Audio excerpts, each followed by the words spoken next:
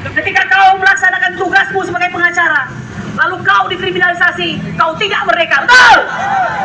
Ketika kau sebagai rakyat biasa melakukan suatu komplain, ya kemudian kritik kepada bangsa ini, menunjukkan cintamu kepada negara, tapi kau dikriminalisasi, itu tandanya tidak merdeka. Betul? Saya ingin mengatakan kami telah melaluinya hampir 1 tahun ini. Hari ini tanggal 16 April 2026 telah genap 1 tahun kami dikriminalisasi oleh seorang mantan presiden 2 periode bernama Joko Widodo. Bagaimana rasanya? Hanya kami yang bisa merasakannya dan orang-orang terdahulu yang pernah dikriminalisasi. Fakta membuktikan 2 periode Joko Widodo berlumuran darah dan air mata. Betul? Hari ini saya mau mengucapkan kepada Bapak kami yang kami cintai, Bambang Tri Mulyono, yaitu orang yang pernah dihukum dalam kasus ijazah palsu Joko Widodo. Dengan segala kelemahannya pada hari ini, dia menguatkan hati untuk hadir pada acara Mimbar Rakyat Menggugat. Di mana Pak Bambang Tri Mulyono? Bapak Ibu sekalian, kami mohonkan Anda memberikan doa kepada beliau. Kondisinya tidak selalu terlalu sehat, ya, tapi beliau paksakan untuk hadir. Ini adalah bukti kepada Anda semua, seluruh bangsa Indonesia, termasuk pemuda-pemuda gagah berpakaian coklat yang kami sebut dengan Polisi Republik Indonesia. Hari ini Anda sudah mengetahui bahwa pemerintah Republik Indonesia telah melaksanakan reformasi Polri. Kami sesungguhnya berharap, nak, sebagai ibumu, ya jangan tengok saya sebagai pengacara, tapi sebagai ibumu, bahwa kau pada hari ini menjaga kami di sini bukan untuk membatasi kami dalam berbicara. Kami ingin kalian menjadi polisi bayangkari negara. Yang kami harapkan, yang kami banggakan, bukan polisi-polisi yang siap bergagah dengan pakaian coklatnya hanya untuk, mohon maaf, memperkaya diri. Betul? Anak-anakku sekalian, perlu kalian ketahui, tidaklah mudah melalui masa-masa sebagai tersangka ini. Perlu Anda ketahui, dari situ kami bisa mengerti betapa Joko Widodo telah melaksanakan suatu sikap yang bengis. KBBI atau Kamus Besar Bahasa Indonesia mengartikan bengis sebagai tanda bahwa orang tersebut keras, kejam, tidak berperi kemanusiaan, tidak punya belas kasihan, baik kepada manusia, apalagi kepada hewan. Ya, nah oleh karena itu kita sudah berganti kepemimpinan hari ini. Kita mohonkan kepada Bapak Prabowo Subianto, inilah kesempatan, karena ini adalah radical break untuk melakukan perubahan kepada bangsa Indonesia. Anda lihat, harusnya hari ini yang melakukan gerakan rakyat menggugat tidak hanya kami, tinggal 5 orang. Ini angka keramat ya, angka keramat.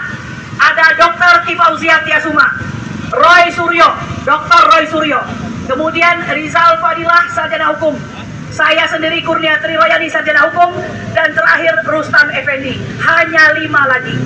5 ini adalah harapan bangsa Indonesia. Jangan Anda anggap remeh. Oleh karena itu kami memohon doa, ya Tuhan kami, kuatkan hati kami agar kami tidak mengecewakan bangsa Indonesia. Ijazah ini harus dibuktikan. Oleh karena itu, karena Pak Jokowi sudah menantang untuk memperlihatkan di pengadilan, maka kami ingin mengatakan, bersiaplah Pak, hadapi pengadilan itu, karena kami sudah siap menghadapi pengadilan tersebut. Jangan harapkan kami menghibah-hibah untuk memohonkan ampunan, tidak akan. Hanya Allah Subhanahu wa Ta'ala yang pantas kami bermohon kepadanya. Nah, oleh karena itu, jangan lagi menghindar. Sudah banyak pengadilan yang engkau tinggalkan. Kami sudah melakukan penggugatan di PN Jakarta Pusat. Kami sudah melakukan atau kami dipidanakan di PN Surakarta. Lalu kembali menggugat di PN Jakarta Pusat berulang kali hanya dengan hasil NO, nih on verklaar, yang artinya gugatan tidak bisa diterima. Mengapa? Karena hakimnya pengecut. Tidak ada yang berani mengambil zona nyaman karena takut untuk memutuskan yang benar. Oleh karena itu, jangan heran kalau ada ya kata-kata dari Rasulullah yang mengatakan bahwa sesungguhnya satu kaki para penegak hukum itu ada di neraka. Kami memilih hari ini mengatakan yang benar itu benar, yang salah itu salah, walaupun penjara akibatnya. Oleh karena itu, kalian bangsa Indonesia jangan lagi menjadi bangsa yang terlalu pemaaf, gampang melupakan sejarah. Kalian saksi kami. Silakan polisi lakukan tugas akhir ini. P21-kan, masuk ke pengadilan, dan Anda bangsa Indonesia menjadi saksi dari setiap acara dan rangkaian peradilan tersebut. Betul? Oleh karena itu, Bapak Ibu sekalian, anak-anakmu yang hebat, anak-anakmu yang berjuang dengan setengah mati itulah yang berhak menjadi pemimpin dan menempati posisi-posisi puncak. Bukan seseorang yang tidak jelas asal-usulnya, tidak jelas background pendidikannya. Betul? Negara ini terlalu besar, kaya raya. Lihat hasilnya, hutang berjibun. Entah sampai kapan bisa kita lunasi itu semua. Tapi hari ini beliau mendapatkan rumah yang luar biasa. Kalau dahulu hanya 20 miliar, hari ini 200 miliar nilainya. Ya, luar biasa. Nah, oleh karena itu, bukan iri, tetapi lihat dahulu aturannya bagaimana, ya kan? Lalu lihat pula peristiwa-peristiwa apa yang sudah terjadi. Kejahatan-kejahatan apa yang sudah terjadi.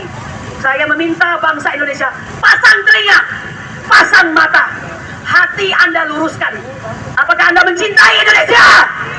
Kalau begitu, jangan hanya hari ini saja. Kawal kasus ini sampai selesai hingga kita mendapatkan suatu kondisi di mana ijazah bisa dibuktikan apakah itu asli atau palsu. Betul? Subhanallah. Satu lagi, Bapak-bapak, Ibu sekalian, bahwa tadi ada titipan kepada saya bahwa bapak-bapak kita yang tergabung dalam FPP TNI akan segera melakukan gugatan kembali terhadap keputusan MK nomor 90 yang mengangkat ya pada hari ini Mas Wapres itu menduduki jabatannya. Kita tidak benci perseorangan, kita benci cara-cara yang tidak masuk akal. Ya, kita tahu kemarin Bapak Anwar Usman baru saja menyelesaikan jabatannya sebagai Ketua MK. Dan mohon maaf, tentu kami juga prihatin. Beliau mengakhiri pidatonya yang mengatakan siapa menebar angin akan menuai badai. Tak lama kemudian, mungkin karena kesehatan beliau, saya tidak tahu pingsan atau bagaimana. Ya, ingat baik-baik. Mungkinkah dia pingsan karena lapar atau mungkin karena kurang tidur? Tapi fakta membuktikan hati yang bersih, jiwa yang bersih melahirkan pikiran yang bersih. Saya ingin mengatakan, wahai